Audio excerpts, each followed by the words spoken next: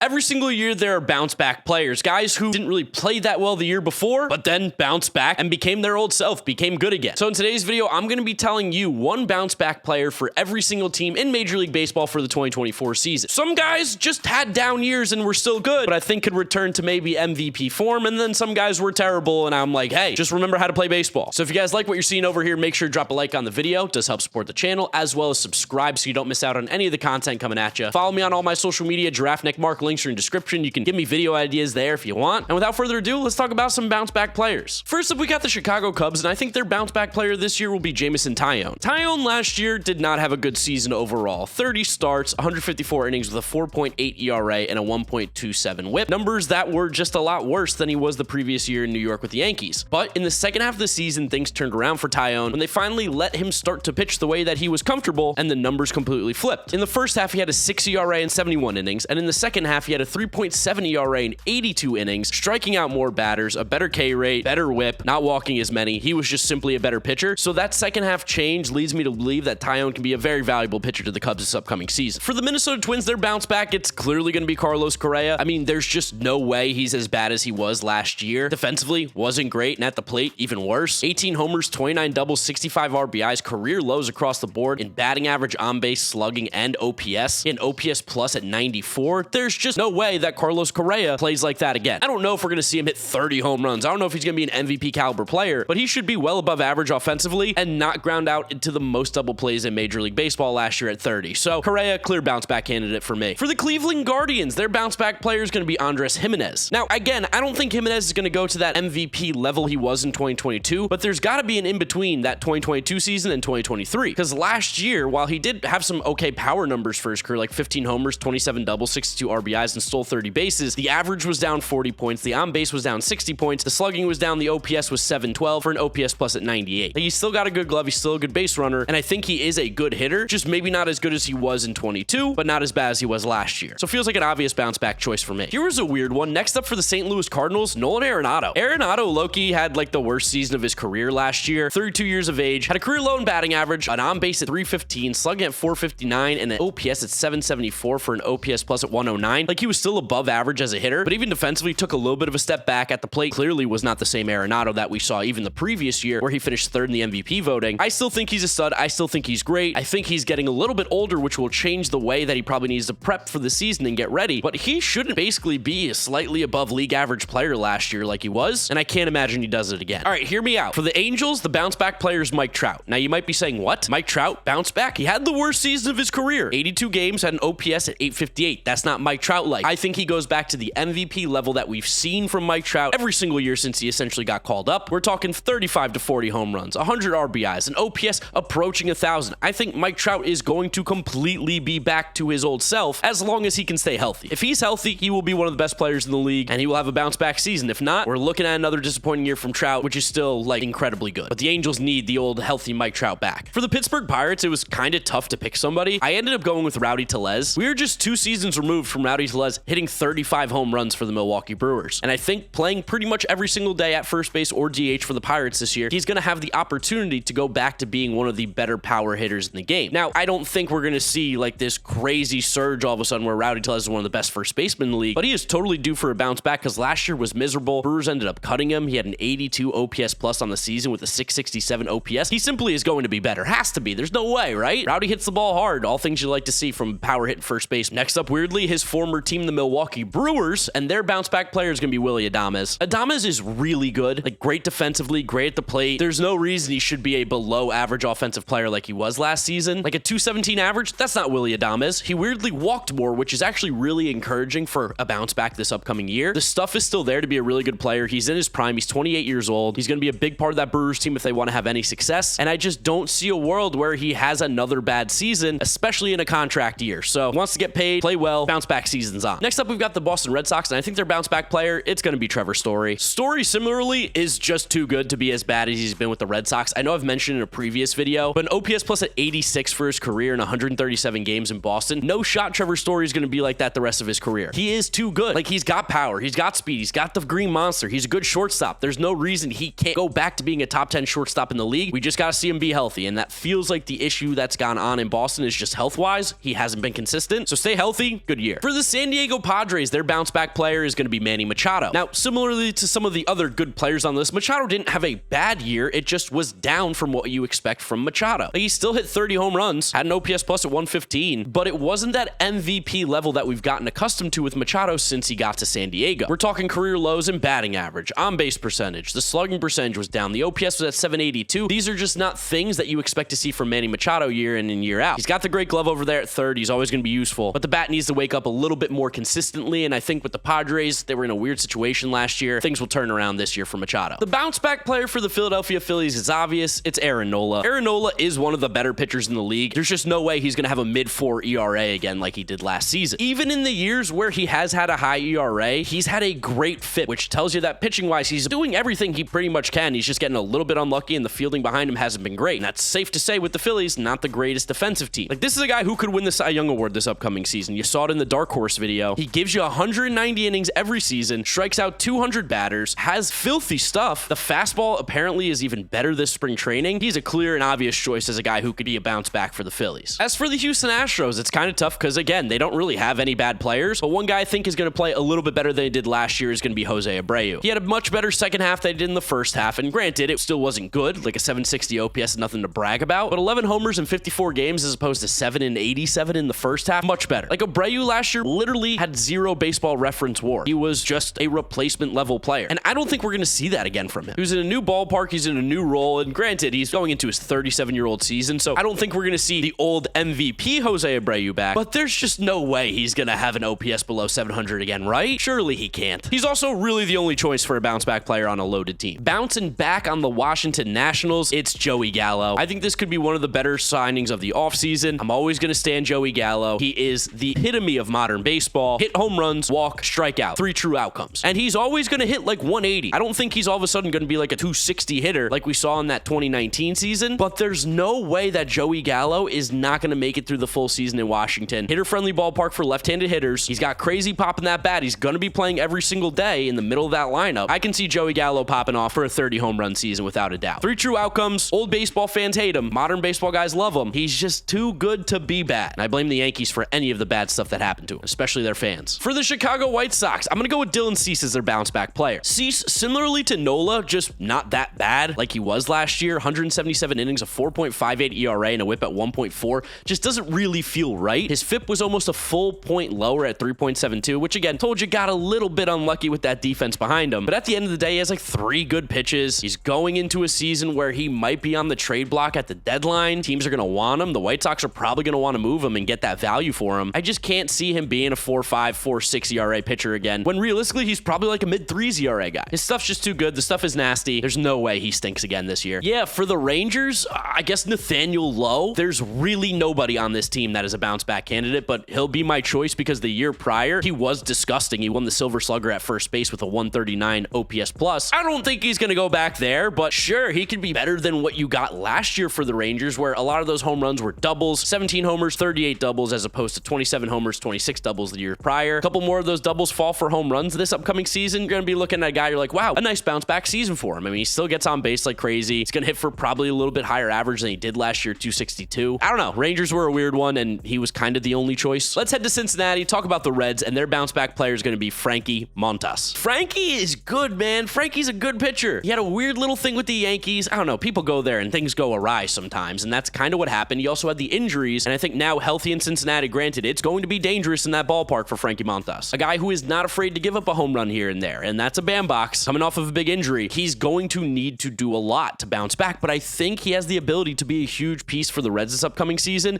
and be one of the reasons why they might sneak into a playoff spot. If he bounces back, Reds are dangerous. Heading north of the border for the Toronto Blue Jays bounce back player, and it's, again, kind of a weird choice, but I'm going to go with Vlad Guerrero Jr. Vladdy has not really reached the highs that we saw in 2021, where he was second in MVP voting with 48 homers and an OPS above 1,000. And while he was still a good player last year, he wasn't that elite player that we know Vlad Guerrero Jr. can be. 264 average, 345 on base, 444 slugging, 788 OPS. Doesn't jump off the page. 26 homers, 94 RBIs. Again, like, they're all good numbers, but they're not great. And I think this season, Slim Daddy Vladdy could be popping off again for maybe an MVP caliber type season. Blue Jays need it, because when that dude is on, he has the ability to be one of the best hitters in the league. And we've seen it before. Hopefully it happens this year in 2024. I guess this is more of a comeback player rather than a bounce back for the Dodgers. I'm going going with Walker Buehler. Coming off the Tommy John surgery, hasn't pitched since 2022. This is a huge year for Buehler. He's going into a free agent season. The Dodgers kind of need him to step up in a rotation that is good, but has question marks in terms of health, so they're going to need some innings out of him. I don't know how many they're truly going to get. Again, you're going to baby Walker Buehler a little bit here, but I think as long as he is healthy and out on the mound, he does have the ability to be one of the best pitchers in baseball like we've seen. It's just been a minute. So in that small sample, Buehler can totally be a bounce back player, be a comeback, whatever you want to call it. It's just going to be relying on his health. Keeping it on the West Coast with the San Francisco Giants, I think their bounce back player is going to be Michael Conforto. Again, another team that was a little bit tough to pick a bounce back player for, but Conforto did show some signs at points last year where you're like, oh, that could be the old Michael Conforto who can be a plus hitter at the plate. Now, we didn't see the power, but he was a year off of a major shoulder injury. You should see it coming in this upcoming season. And he didn't get as consistent playing time as he probably would have hoped, but he still had a great eye at the plate, still had some pretty good walk rates, still hit the ball decently hard. There was a lot to ask of Conforto last season, coming off that major injury, and I don't think he was fully healthy or ready. So I'm interested to see what he can do in 2024, because if he is healthy, this is a guy who could be a difference maker for the Giants. Another National League West team up next, we've got the Colorado Rockies and their bounce back player. Please, for the love of God, Chris Bryant. Please, it's gotta be you, dude. They gave you the bag. You apparently didn't know how bad the organization was, which was a bad comment. Shouldn't have said it. But dude, when you're healthy, you're really good. Last year, you stunk. Like 76 OPS plus. There's almost no world where Chris Bryant does that again, as long as he's healthy. Because for his career, he has an OPS plus at 127, a 162 game average of 29 homers, 36 doubles, 86 RBIs, a 276 batting average, 371 on base, 492 slugging, 863 OPS. Just play the game. Be healthy. Whatever you got to do, Chris Bryant, you got to be on the field because the Rockies need you, and you are a good baseball player. One player that desperately needs to bounce back is Jeff McNeil of the New York Mets. The Mets need him. They really missed his bat, and I don't think people realize how valuable Jeff McNeil has been at the plate in those seasons for the Mets. You're looking at a guy whose OPS plus has been 140 and above twice in his career. Otherwise, the other seasons where he's been above 100, 130, 138, that's really good. Last season, it was 96. His batting average was down to 270, on base to 333. It really hurt the Mets. I don't really care about the power with him if he's getting on base hitting for high average. He does his job for the Mets, similarly to a Luis Arias for the Miami Marlins. Guys that do their job. But if he's going to be a below league average hitter, that's not going to cut it. So McNeil, friend of the channel, always rooting for this guy, one of my favorite players, and I just feel like he gotta bounce back this year. There's no way he doesn't. He's way too good of a hitter to be a 270 guy. For the Royals, I have an interesting pick here. I went with Nick Anderson. We saw them do this last year with Aroldis Chapman, taking a guy who's a little bit on the outskirts, dealing with some things, turned him into a reliever that ended up being traded to the Rangers, getting them Cole Reagans, and becoming high leverage. And I think they're going to do the same with Nick Anderson this year. Anderson did pitch 35 innings with the Braves last year and did look good, but I think there's a possibility where we see him bounce back to that elite level he once was with the Rays and become one of the most coveted trade pieces at the deadline, or be one of the reasons why the Royals are making a run, solidifying that weak bullpen. Like, I know it was the COVID season, but Nick Anderson gave up a run. It's crazy. I think he can do it again, be an elite reliever once more. If the Seattle Mariners want to make any noise this year, they desperately need Ty France to bounce back. This was a guy who the previous two seasons, 21 and 22, had an OPS plus at 126. That's fantastic. That's well above league average. Last year wasn't good. Only 12 home runs from Ty France, not going to cut it. The average was down almost 40 points from 2 seasons ago. The OPS was down to 703. I mean, just put it nicely, he was an average player. If the Mariners want to do something, they have to get more out of Ty France, and I think they will. He still does a lot of things that you like. Great discipline at the plate, good pitch selection, and he can barrel the ball up here and there. Hate to sound like a broken record, but for the Yankees, it's Carlos Rodon. I'm going to just go through this one quickly because I say it in every single video. He's way too good to be as bad as he was with the Yankees. He was one of the best pitchers in baseball from 2021 to 2022. You're looking at a guy who had an ERA at what? 2.67 over 300 innings with a whip under 1. He is not a 6 ERA guy. He's not a 5 ERA guy. He's honestly not even a 4 ERA guy. This is a dude who can be one of the best pitchers in the American League, and I'm pretty sure he wasn't playing fully healthy last year, rushed it back. This year, gonna have a full spring training, gonna be healthy, and I think he's gonna be great, which, God, I hate the Yankees. I hope they stink, but I'm rooting for Carlos Rodon. For the Miami Marlins, I gotta go with Tim Anderson as their bounce back player. Similarly, Tim Anderson can't be as bad as he was last year, right? Because genuinely speaking, he might have been the worst player in Major League Baseball. 123 games, hit 245 with a 286 on base, 296 slugging, 582 OPS for an OPS plus at 60. 1 home run. We know how toxic the White Sox locker room was last season. I don't think Tim Anderson's going to go back to being one of the best shortstops in the league like he was, finishing 7th in the MVP voting in 2020, but he can totally be a very good player on this Marlins team. I really like this signing. Low risk, high reward. Keeping it in the Sunshine State, we've got the Tampa Bay Rays. Their bounce back player, Brandon Lau. Lau is one of the best second basemen in baseball, but he hasn't shown it the last couple of years due to injuries and just a little bit of inconsistent play. Like, you go back to 2021, 20 and 20, even 2019. This is a guy whose OPS plus for those 3 seasons was above 120. We're looking at a 138 OPS plus in those 3 years. That's gross. He has elite pop in that bat, has great plate discipline, walks a ton. He's never going to hit for a high average, but that power is legit and should come back